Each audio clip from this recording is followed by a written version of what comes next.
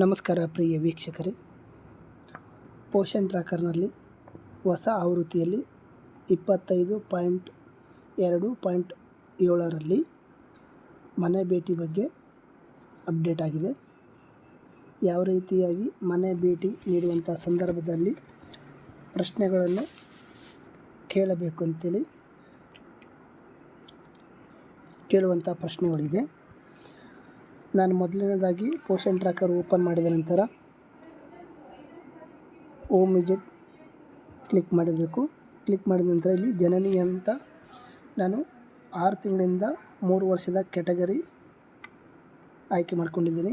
ಅದರಲ್ಲಿ ಜನನಿ ಅಂತ ಮಗು 1 ವರ್ಷ 4 ತಿಂಗಳಿದೆ. ವಿಜಿಟ್ ಮೇಲೆ ಕ್ಲಿಕ್ ಮಾಡಬೇಕು. ಕ್ಲಿಕ್ ಮಾಡಿದ ನಂತರ ಈ ರೀತಿಯಾಗಿ ನಮಗೆ ಪೇಜ್ ಓಪನ್ ಆಗುತ್ತೆ. ಮೊದಲನೇದಾಗಿ ಈ ಕೆಳಗಿನ ಚಟುವಟಿಕೆಗಳನ್ನು ಪೂರ್ಣಗೊಳಿಸಬೇಕಂತೇಳಿ ಇದೆ. ಇಲ್ಲಿ ಚಟುವಟಿಕೆಗಳು 13 ಇದೆ. ಅದರಲ್ಲಿ ಒಂದನೇದು ಫಲಾನುಭವಿಗಳಿಗೆ ವಿಡಿಯೋ ತೋರಿಸಬೇಕು. ಆ ವಿಡಿಯೋದಲ್ಲಿ 3 ಇದೆ. ಆ ವಿಡಿಯೋ ಯಾವ್ಯಾವ ಮಾಡೆಲ್ಗೆ ಯಾವ್ಯಾವ ಕ್ವಶನ್ಗೆ ಯಾವ ವಿಡಿಯೋ ತೋರಿಸ್ಬೇಕಂತೇಳಿ ತಿಳಿಸ್ಕೊಡ್ತೀನಿ. ಮೊದಲನೇದಾಗಿ ಪೂರಕ ಆಹಾರ ವೈವಿಧ್ಯತೆ ಬಗ್ಗೆ ಹೇಳಬೇಕು. ಯಾವ ರೀತಿಯಾಗಿ ಆಹಾರ ಮಗುವಿಗೆ ತಿನ್ನಿಸ್ಬೇಕಂತೇಳಿ ತಿಳಿಸ್ಕೊಡ್ಬೇಕಾಗುತ್ತೆ. ಮಕ್ಕಳಲ್ಲಿ 3ನೇದು ಬಂದುಬಿಟ್ಟು ಮಕ್ಕಳಲ್ಲಿ ಬೆಳವಣಿಗೆಯ ಮೌಲ್ಯಮಾಪನ ಹೇಗೆ ಮಾಡಬೇಕು, ಯಾವ ರೀತಿಯಾಗಿ ಬೆಳವಣಿಗೆಯನ್ನು ನಾವು ಮೆಜರ್ಮೆಂಟ್ ಮಾಡಬೇಕಂತೇಳಿ ತಿಳಿಸ್ಕೊಡ್ಬೇಕು. 4ನೇದು ಬಂದುಬಿಟ್ಟು ಪೂರಕ ಆಹಾರ ಕಾಲಾಂತರದಲ್ಲಿ ಸುಧಾರಿಸುವುದನ್ನು ಖಚಿತಪಡಿಸಿಕೊಳ್ಳಬೇಕು. ಈ ಮಾಡೆಲ್ 9 ವಿಡಿಯೋವನ್ನು ನೀವು ಫಲಾನುಭವಿಗಳಿಗೆ ತೋರಿಸಬೇಕು. ಯಾವ ರೀತಿಯಾಗಿ ಮಗುವಿಗೆ ಆಹಾರ ನೀಡಬೇಕು, ಯಾವ ಆಹಾರ ನೀಡಬೇಕು, ಮೆದು ಆಹಾರ ಯಾವ ರೀತಿಯಾಗಿ ಯಾವುದಂತೇಳಿ ಈ ವಿಡಿಯೋದಲ್ಲಿ ಸಂಪೂರ್ಣವಾಗಿದೆ. ಹಿಂದಿ ಭಾಷೆಯಲ್ಲಿದೆ. ಮುಂದಿನ ದಿನಗಳಲ್ಲಿ ಎಲ್ಲ ಭಾಷೆಗಳಿಗೆ ನೀಡಲಾಗುತ್ತದೆ. 5ನೇದು ಬಂದುಬಿಟ್ಟು ತೀವ್ರ ಅಪೌಷ್ಟಿಕತೆಯನ್ನು ಗುರುತಿಸುವುದು ಮತ್ತು ತಡೆಗಟ್ಟುವುದು ಹೇಗೆ ಎಂಬುದಂತೇಳಿ ಈ ಮಾಡೆಲ್ ನಂಬರ್ 13ರಲ್ಲಿ ಮಗುನ ಹೇಗೆ ಐಡೆಂಟಿಫೈ ಮಾಡ್ಬೋದು, ಸ್ಯಾಮ್ ಮಗುನ ಯಾವ ರೀತಿಯಾಗಿ ಐಡೆಂಟಿಫಿಕೇಷನ್ ಮಾಡಬೇಕು, ಯಾವ ರೀತಿಯಾಗಿ ಮೆಜರ್ಮೆಂಟ್ ಮಾಡಬೇಕು ಅಂತೇಳಿ ಈ ವಿಡಿಯೋದಲ್ಲಿ ಸಂಪೂರ್ಣವಾಗಿ ತಿಳಿಸಿಕೊಟ್ಟಿದ್ದಾರೆ. ನೀವು ಈ ವಿಡಿಯೋವನ್ನು ಫಲಾನುಭವಿಗಳಿಗೆ ಮನೆ ಭೇಟಿ ನೀಡುವಂತಹ ಸಂದರ್ಭದಲ್ಲಿ ನಮ್ಮ ಅಂಗನವಾಡಿ ಕಾರ್ಯಕರ್ತೆಯರು ತೋರಿಸ್ಬೇಕಾಗುತ್ತೆ. 6ನೇದು ಬಂದುಬಿಟ್ಟು ಅನಾರೋಗ್ಯದ ಸಮಯದಲ್ಲಿ ಆಹಾರ ನೀಡುವುದು. ಈ ಮಗುವಿಗೆ ಅನಾರೋಗ್ಯದಲ್ಲಿ ಇದ್ದಾಗ ಕೂಡ ನೀವು ಯಾವ ಆಹಾರ ನೀಡಬೇಕಂತೇಳಿ ಅವ್ರಿಗೆ ಎಕ್ಸ್ಪ್ಲೇನ್ ಮಾಡಬೇಕಾಗುತ್ತೆ. 7ನೇದು ಬಂದುಬಿಟ್ಟು ಮಕ್ಕಳ ಮೆದುಳಿನ ಬೆಳವಣಿಗೆ 85% 6 ವಯಸ್ಸಿಗಿಂತ ಮೊದಲೇ ಬೆಳವಣಿಗೆ ಆಗುತ್ತೆ. ಅದರ ಮಹತ್ವ ಫಲಾನುಭವಿಗಳಿಗೆ ತಿಳಿಸಬೇಕಾಗುತ್ತೆ. ಈಗೇನಿದೆ 6 ತಿಂಗಳಿಂದ 3 ವರ್ಷದ್ದು ಈ ಹಂತದಲ್ಲೇ ಮಗುವಿನ ಬ್ರೈನ್ ಡೆವಲಪ್ಮೆಂಟ್ ಆಗುತ್ತೆ ಅಂತೇಳಿ ತಿಳಿಸಿದ್ದಾರೆ.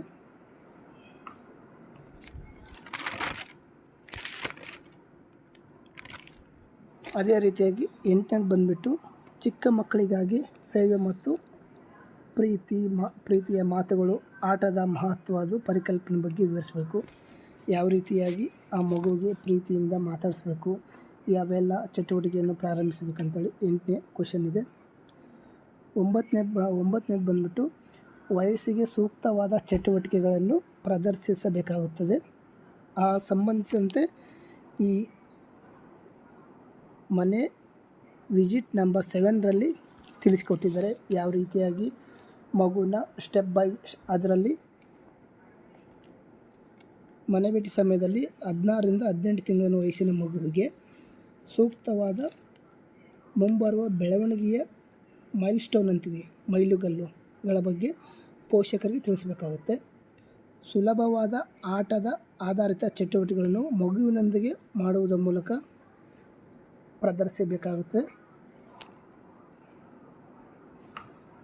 ಅದರ ಜೊತೆಗೆ ತಂದೆ ತಾಯಿ ಮತ್ತು ಕುಟುಂಬದ ಸದಸ್ಯರು ಕೂಡ ಆ ಮಗುವಿನೊಂದಿಗೆ ಪ್ರತಿದಿನ ಆಟ ಆಡಿಸಬೇಕಾಗುತ್ತದೆ.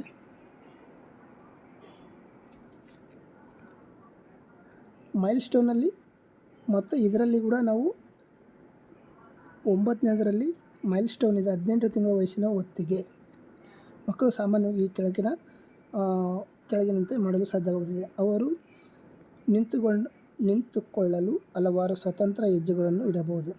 ಅಂದರೆ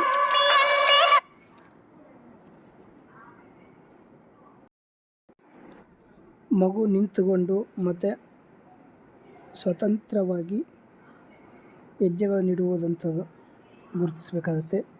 ಕೈ ಬೀಸುವುದು ಮತ್ತು ಚಪ್ಪಾಳೆ ತಟ್ಟುವಂತಹ ಪರಿಚಿತ ಸನ್ನೆಗಳನ್ನು ಬಳಸಬೇಕಾಗುತ್ತೆ. ಒಂದು ಪೆಟ್ಟಿಗೆಯಲ್ಲಿ ಕಲ್ಲು ಅಥವಾ ಬಾಟಲಿನಲ್ಲಿ ಕಲ್ಲು ಮತ್ತು ಸಣ್ಣ ವಸ್ತುಗಳನ್ನು ಇರಿಸಬೇಕು. ಅದನ್ನು ಎತ್ತಿಕೊಳ್ಳುತ್ತದೆ ಅಂತೇಳಿ ಎತ್ತಿಕೊಳ್ಬೇಕಾಗುತ್ತೆ. ಪುಸ್ತಕದಲ್ಲಿ ಇರುವ ಸಾಮಾನ್ಯ ವಸ್ತುಗಳನ್ನು ಮತ್ತು ಅವುಗಳನ್ನು ಚಿತ್ರಗಳನ್ನು ಗುರುತಿಸಬೇಕು. ಆ ಮಗು ವಯಸ್ಸಿಗೆ ಸೂಕ್ತವಾದ ಚಟುವಟಿಕೆಯನ್ನು ಮಾಡಬೇಕಾಗುತ್ತೆ. ಪೋಷಕರು ಮತ್ತು ಮನೆಯವರು ಇದರ ಬಗ್ಗೆ ಪೋಷಕರಿಗೆ ಅರಿವು ಮೂಡಿಸಬೇಕಾಗುತ್ತೆ. ನಮ್ಮ ಅಂಗನವಾಡಿ ಕಾರ್ಯಕರ್ತೆಯರು ಮನೆ ಭೇಟಿ ನೀಡುವಂಥ ಸಂದರ್ಭದಲ್ಲಿ. ಅದೇ ರೀತಿಯಾಗಿ 10ನೇ ಬೆಂಡು ಇದರಲ್ಲಿ ನಿಮಗೆ ಆ ವಿಡಿಯೋದಲ್ಲಿ ಸಂಪೂರ್ಣವಾಗಿ ಯಾವ ರೀತಿಯಾಗಿ ಆಟ ಆಡಿಸ್ಬೇಕು ಮತ್ತು ಮಿರರ್ ಮುಖಾಂತರ ಆ ಮಗುವಿನ ಐಡೆಂಟಿಫಿಕೇಷನ್ ಯಾವ ರೀತಿ ಮಾಡಬೇಕಂತೇಳಿ ಆ ವಿಡಿಯೋದಲ್ಲಿ ಸಂಪೂರ್ಣವಾಗಿ ತಿಳಿಸ್ಕೊಟ್ಟಿದ್ದಾರೆ. ಸ್ಕಿಪ್ ಮಾಡದೆ ನೀವು ಆ ವಿಡಿಯೋವನ್ನು ನೋಡಬೇಕಾಗುತ್ತೆ. 10ನೇದು ಬಂದುಬಿಟ್ಟು ಬಾಲ್ಯದ ಪ್ರಚೋದನೆಗಾಗಿ ಸರಳವಾದ ಮನೆಯ ವಸ್ತುಗಳನ್ನು ಹೇಗೆ ಬಳಸ್ಬೋದು ಅಂತೇಳಿ ಆ ಮಗುವಿಗೆ ತಿಳಿಸ್ಕೊಡ್ಬೇಕು. 11ನೇದು ಬಂದುಬಿಟ್ಟು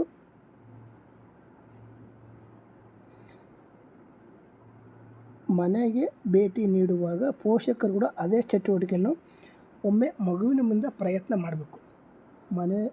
ಮನೆಯಲ್ಲಿರುವಂತಹ ವಸ್ತುಗಳನ್ನು ಬಳಕೆ ಮಾಡಿಕೊಂಡು ಮಗುವಿನ ಜೊತೆಗೆ ಪೋಷಕರು ಕೂಡ ಬಳಸಬೇಕಂತೇಳಿ ತಿಳಿಸ್ಬೇಕು. 12ನೇದು ಬಂದುಬಿಟ್ಟು ತಾಯಂದಿರ ಜೊತೆಗೆ ತಂದೆ ಮತ್ತು ಇತರ ಆರೈಕೆದಾರರು ಭಾಗವಹಿಸೋದನ್ನು ಪ್ರೋತ್ಸಾಹಿಸಬೇಕು.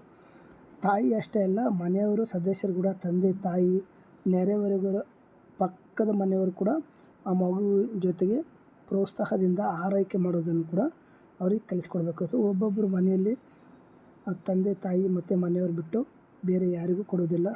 ಆ ರೀತಿ ಮಾಡೋದ್ರಿಂದ ಮಗುವಿನ ಬೆಳವಣಿಗೆ ಕುಂಠಿತಗೊಳ್ಳುವುದು ಮತ್ತು ಮಾನಸಿಕವಾಗಿ ಕುಂಠಿತಗೊಳ್ಳುವ ಸಾಧ್ಯತೆ ಇರುತ್ತೆ. ಆದ್ದರಿಂದ ನೆರೆಹೊರೆಯ ಜೊತೆ ಅನ್ಯೋನ್ಯವಾಗಿ ಇರುವಂತಹ ಸಂಬಂಧವನ್ನು ಬೆಳೆಸ್ಬೇಕಂತೇಳಿ ಮನೆ ಭೇಟಿ ನೀಡುವಂಥ ಸಂದರ್ಭದಲ್ಲಿ ತಿಳಿಸ್ಕೊಡ್ಬೇಕಾಗುತ್ತೆ. 13ನೇದು ಬಂದುಬಿಟ್ಟು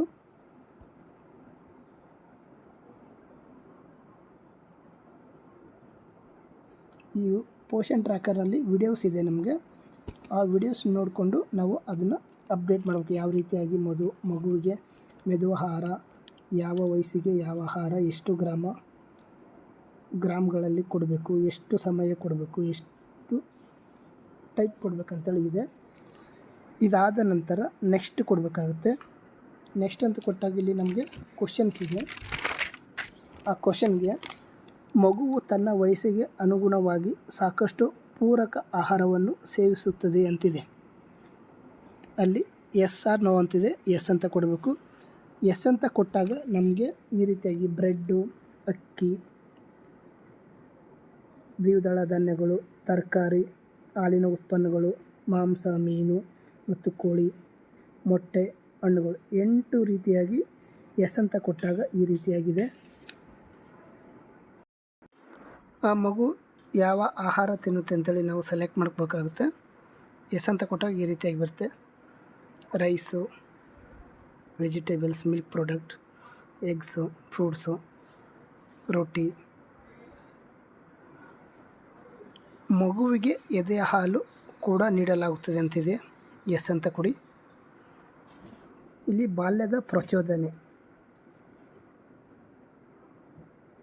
EC ಎಸ್ ಅಂತೇಳಿ ಅದಕ್ಕೆ ಸಂಬಂಧಿಸಿದ ಪ್ರಶ್ನೆಗಳಿದ್ದಾವೆ. ಮಗು ನಿಂತುಕೊಂಡು ಹಲವಾರು ಹೆಜ್ಜೆಗಳನ್ನು ಇಡುತ್ತದೆ. ಸ್ವತಂತ್ರ ಹೆಜ್ಜೆಗಳನ್ನು ಇಡುತ್ತದೆ ಅಂತಿದೆ. ಇಲ್ಲಿ ಎಸ್ ಅಂತ ಕೊಡಿ. 2ನೇದು ಬಂದುಬಿಟ್ಟು ಮಗು ಕೈ ಬೀಸುವುದು ಅಥವಾ ಚಪ್ಪಾಳೆ ತಟ್ಟುವಂತಹ ವಿವಿಧ ಪರಿಚಿತ ಸನ್ನೆಗಳನ್ನು ಬಳಸುತ್ತಿದೆಯೇ? ಎಸ್ ಅಂತ ಕೊಡಿ. ಮಗುವು ಕಲ್ಲುಗಳು ಅಥವಾ ಸಣ್ಣ ವಸ್ತುಗಳನ್ನು ಪಾತ್ರೆಯಲ್ಲಿ ಹಾಕುತ್ತಿದೆಯೇ ಅಂತಿದೆ. ಎಸ್ ಅಂತ ಕೊಡಿ.